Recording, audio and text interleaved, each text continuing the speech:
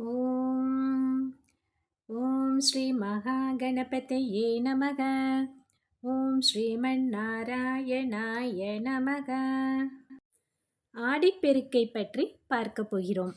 ஆடிப்பெருக்கு என்றாலே காவிரி, கலந்த சாதம், மஞ்சள் கயிறு, ஆற்றங்கரையில் குடும்பத்தோடு வழிபாடு, இவை அனைத்தும் நம் நினைவிற்கு வரும். ஆனால் ஒரு கேள்வி, ஆடிப்பெருக்கு என்றால் இதுதானா? ஏன் ஆடி மாதம் 18ஆம் நாளில்தான் இந்த விழா கொண்டாடப்படுகிறது? ஏன் நதியை நம் முன்னோர்கள் தாய் என்று அழைத்தார்கள்? இந்த வழக்கம் எப்போது தொடங்கியது? இதற்கு புராணங்களில் ஆதாரம் இருக்கிறதா? சங்க இலக்கியங்கள் என்ன சொல்கின்றன? இன்றைய காலத்தில் ஆடிப்பெருக்கு ஏன் இன்னும் முக்கியமானது? இப்படி பல கேள்விகள் நமக்கு தோன்றும். இந்த பதிவில் இதை பற்றியெல்லாம் ஆதாரங்களுடனும் அழகான கதைகளுடனும் பலரும் அறியாத வரலாற்று உண்மைகளுடனும் ஆடிப்பெருக்கின் முழு சிறப்பையும் ஒன்றாக பார்க்க போகிறோம். எனவே இந்த வீடியோவை இறுதி வரை கண்டிப்பாக பாருங்கள். முதலில் ஆடிப்பெருக்கு என்றால் என்ன? பெருக்கு என்றால் பெருகுதல். ஆடி மாதத்தில் மேற்கு தொடர்ச்சி மலைகளில் தென்மேற்கு பருவமழை நன்றாக பெய்ய தொடங்குகிறது. அந்த மழைநீர் சிற்றாறுகளாக ஓடி பின்னர் ஒன்று சேர்ந்து காவேரி போன்ற மகாநதிகளில் கலக்கிறது. அதனால் ஆறுகளில் நீர்வரத்து அதிகரிக்கிறது. இதைத்தான் நம் முன்னோர்கள் ஆடிப்பெருக்கு என்று அழைத்தார்கள்.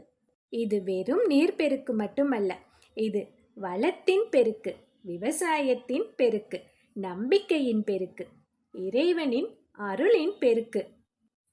இன்று நாம் வீட்டில் குழாயை திறந்தால் தண்ணீர் வருகிறது. அதனால் அதன் அருமையை நாம் பல நேரங்களில் உணர்வதில்லை. ஆனால் ஒரு விவசாயியிடம் கேட்டு பாருங்கள், ஒரு சொட்டு மழைக்காக அவர் எத்தனை நாட்கள் வானத்தை பார்த்து காத்திருக்கிறார். அதனால்தான் நம் முன்னோர்கள் நீரை வெறும் இயற்கை வளமாக பார்க்கவில்லை, உயிராக பார்த்தார்கள். நாம் அனைவரும் தாய்க்கு நன்றி சொல்கிறோம், தந்தைக்கு நன்றி சொல்கிறோம், ஆசிரியருக்கும் நன்றி சொல்கிறோம். அப்படியானால் நமக்கு தினமும் உணவை கொடுக்கும், வயலுக்கு உயிர் கொடுக்கும் நதிக்கு என்றாவது நன்றி சொல்லியிருக்கிறோமா? அதற்கு நன்றி சொல்ல வேண்டாமா?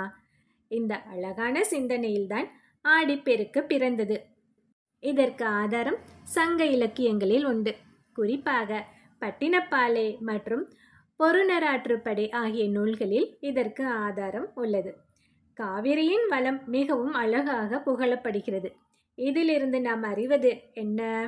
தமிழர்கள் 2000 ஆண்டுகளுக்கு முன்பே நீரை மதித்து வாழ்ந்த நாகரீக மக்கள் என்பதுதான். இங்கே ஒரு உண்மை சம்பவத்தை பார்க்கலாமா? சில ஆண்டுகளுக்கு முன்பு தமிழகம் கடுமையான வறட்சியை சந்தித்தது. காவிரியில் பல இடங்களில் தண்ணீர் மிகவும் குறைந்தது. அப்போது ஒரு வயதான அம்மாவிடம் செய்தியாளர் கேட்டார், இந்த ஆண்டுதான் தண்ணீர் இல்லையே, ஏன் இன்னும் ஆடிப்பெருக்கு கொண்டாடுகிறீர்கள் என்று.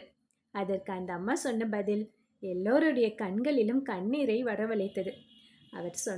அந்த அம்மா சொன்னார், என் அம்மாவுக்கு உடம்பு சரியில்லை என்றால் நான் அவளை மறந்து விடுவேனா? அதே போலத்தான் இன்று காவிரியில் தண்ணீர் குறைவாக இருக்கலாம், ஆனால் அவள் எங்களை வாழ வைத்த தாய் தானே. அதனால்தான் இன்று அவளுக்காக நான் பிரார்த்தனை செய்ய வந்திருக்கிறேன் என்று சொன்னார்கள். இதுதான் தமிழர்களின் நன்றி உணர்வு. சரி, இப்பொழுது நமக்கு ஒரு கேள்வி வரும். ஆடி 18 கொண்டாடுகிறோம், அதாவது ஆடி பெருக்கை கொண்டாடுகிறோம். ஏன் ஆடி மாதம்தான் கொண்டாட வேண்டுமாதே? அதிலும் ஏன் ஆடி 18ஆம் நாள் தான் கொண்டாட வேண்டும்? ஏன் ஆடி 10ஆம் நாள் இல்லையா? 20ஆம் நாள் இல்லையா? ஏன் குறிப்பாக ஆடி 18இல் கொண்டாடுகிறோம்? அது ஏன் என்று பார்க்கலாமா? இதற்கு முதல் காரணம் இயற்கையின் கால சுழற்சி. ஆடி மாதம் தொடங்கும் நேரத்தில் மேற்கு தொடர்ச்சி மலைப்பகுதிகளில் தென்மேற்கு பருவமழை நன்றாக பெய்திருக்கும். அந்த மழை குடகுமலை பகுதியில் உருவாகும் காவிரிக்கும் அதன் துணை நதிகளுக்கும் நீர்வரத்தை அதிகரிக்கிறது. இந்த நீர் சில நாட்கள் பயணித்து தமிழக எல்லையை அடைந்து ஆடி மாதத்தின் நடுப்பகுதியில் பெருக்கெடுக்க தொடங்குகிறது.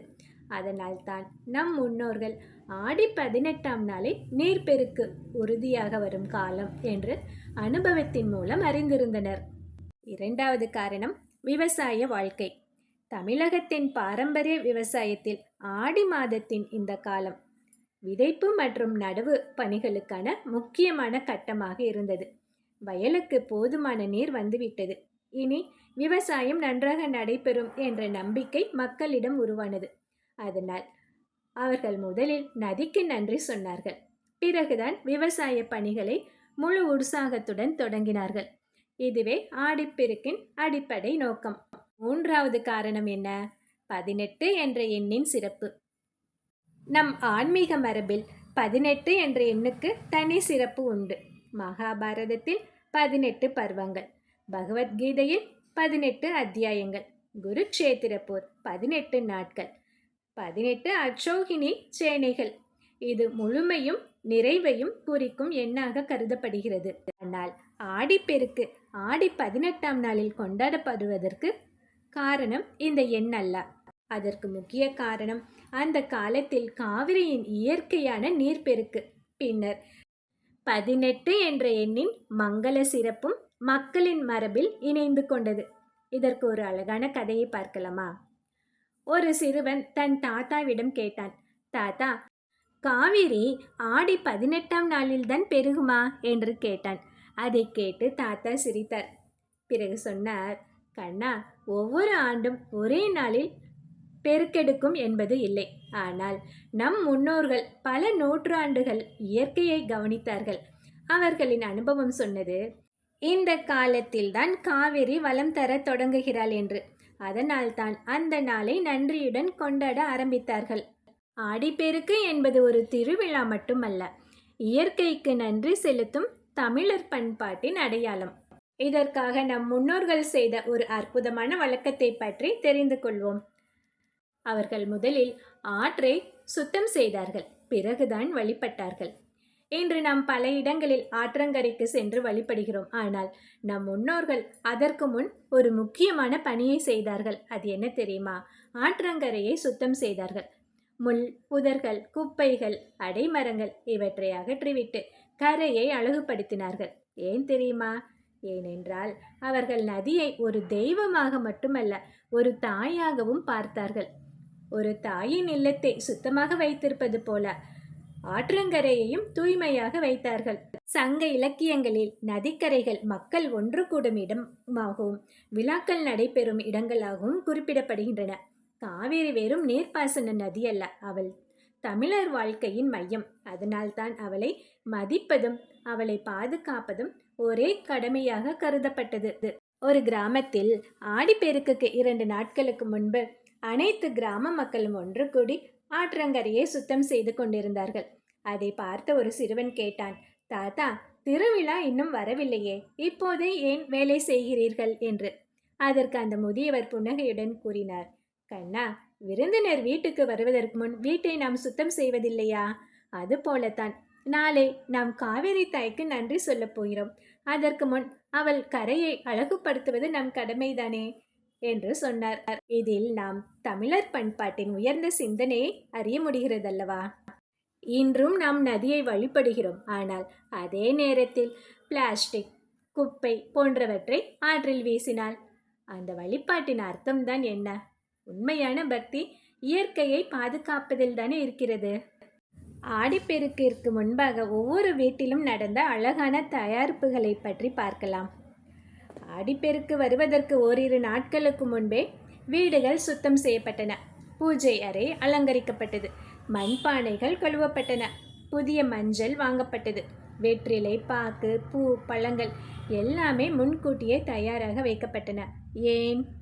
ஏனென்றால் திருவிழா என்பது ஒரு நாள் நிகழ்ச்சி அல்ல, அது மனதை தயார்படுத்தும் ஒரு ஆன்மீக பயணம். ஒரு கதையை பார்க்கலாம்.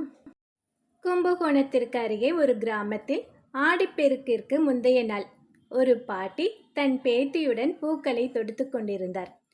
அப்போது அந்த சிறுமி கேட்டாள், பாட்டி, இவ்வளவு முன்னாடியே ஏன் எல்லாம் தயார் செய்கிறீர்கள் என்று. அதற்கு பாட்டி சிரித்தார்.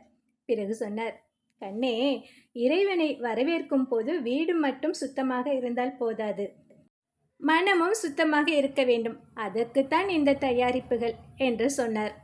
நாம் வீட்டை சுத்தம் செய்வது என்பது தூசியை அகற்றுவதற்காக மட்டுமல்ல, நம் மனதில் இருக்கும் கோபம், பொறாமை, வெறுப்பு ஆகியவற்றையும் அகற்ற வேண்டும் என்பதை நினைவூட்டுவதற்காகத்தான் ஆடிப்பெருக்கு. வீட்டை மட்டுமல்ல, இதயத்தையும் சுத்தப்படுத்தும் திருநாள்.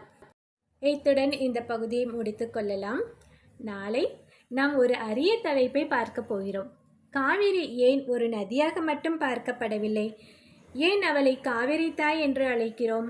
புராணம், வரலாறு, ஆழ்வார் பாசுரங்கள், தமிழர் மரபு இவற்றின் ஒளியில் மிகவும் சுவாரஸ்யமாக பார்க்க போகிறோம் நாளைய பகுதியை. நன்றி, வணக்கம்.